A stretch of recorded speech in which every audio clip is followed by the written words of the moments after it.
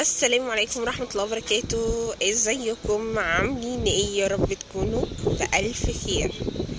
شوفوا، الصبح والله جه في دماغي موضوع كده كنت حابة اتكلم فيه معاكم.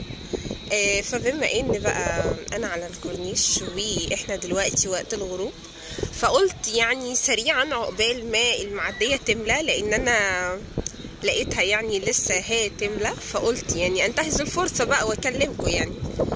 المهم عايزة اقول لكم انه ربنا سبحانه وتعالى خلقنا كلنا بنساوي واحد صحيح، بمعنى انه كل شخص فينا او كل انسان فينا ربنا خلقه اداله 24 قيراط من حظه في الدنيا. بمعنى برضو انه احنا كلنا عندنا يعني او واخدين حقنا كامل ومكمل، مفيش حد ناقصه حاجة كبشر يعني، لان طبعا يعني احنا مش كاملين، الكمال لله وحده، بس بتكلم علينا احنا كلنا كبشر متساويين مع بعض في كل حاجة. ولكن الواحد الصحيح ده اللي احنا كلنا بنساويه هو متوزع علينا كل واحد على حسب ما ربنا كاتب له. ازاي الكلام ده؟ يعني هتلاقي مثلا واحد صحته حلوة قوي وربنا رزقه بأولاد كتير كلهم حلوين وكويسين وتمام، بس فقير. واحد تاني ربنا أتاه من الفلوس يعني كنوز زي ما بيقولوا، ولكن نفسه في حتة عيل. واحد تالت مثلا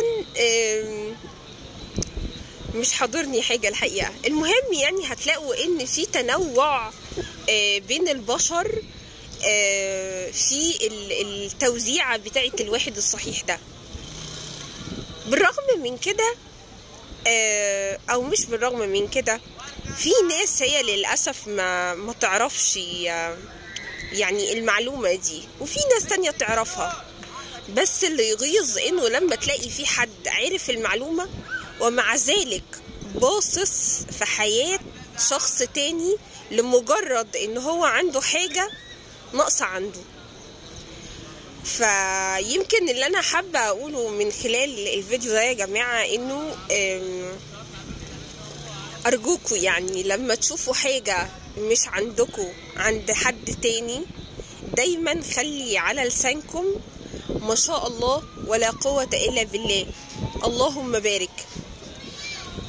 فكرة ان انت تقول ما شاء الله وخلاص يعني تمام، يعني ده تفضل منك، ولكن لما تقول اللهم بارك فانت كمان بتدعي للشخص ان ربنا يبارك له في الحاجة دي. كده انت هتقي نفسك من انك تكون شخص حاقد حاسد بتبص لحاجة الغير. كذلك انه احنا لما بندعي لغيرنا ان ربنا يبارك له، فالملائكة بترد لك الدعاء وبتقول لك يعني ولك بالمثل. دايما لو حسيتوا ان انتوا ناقصكوا حاجات كتير، افتكروا ان ربنا كلنا مساوينا ومدينا حقنا 24 قيراط، وكلنا عندنا واحد صحيح او كلنا بنساوي واحد صحيح. حاجة كنت حابة ان انا اشاركها معاكم عقبال ما المعدية تملى شوية، وانا دلوقتي يا دوبك انزل علشان الحقها. يلا، السلام عليكم.